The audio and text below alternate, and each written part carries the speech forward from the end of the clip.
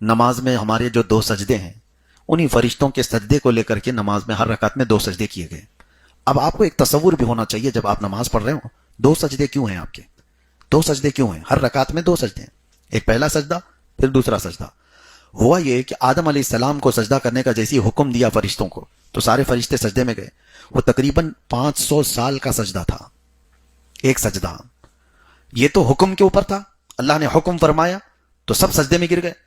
پھر جب ان کو اٹھنے کا حکم دیا گیا، فرشتے اٹھے، تو انہوں نے دیکھا کہ ابلیس لعین کھڑا ہوا ہے، اس نے نافرمانی کی ہے، سجدہ کیا ہی نہیں۔ تو فرشتے واپس شکرانے پر سجدے میں چلے گئے کہ اللہ تو ہمیں اس گمراہ میں سے نہیں بنایا جس نے اکڑ دکھائی۔ تو ابلیس لعین سے پناہ مانگتے ہوئے فرشتے دوسرے سجدے میں گر گئے، اور یہ بھی اتنا ہی لمبا سجدہ تھا۔ تو پہلا سجدہ یہ عبودیت کے طور پر اللہ تعالیٰ کے حکم پر تھا، اور دوسرا سجدہ فرشتوں نے یہ دیکھ کر کے کہ ابلیس لعین انکار کر کے کھڑا ہے، ہم ان میں سے نہیں ہیں، دوبارہ پھر سے سجدے میں گر گئے۔ اس لیے ان فرشتوں کے یہ جو 2 سجدے تھے، امت محمدیہ کو ہر رکعت میں 2 سجدے دیے گئے۔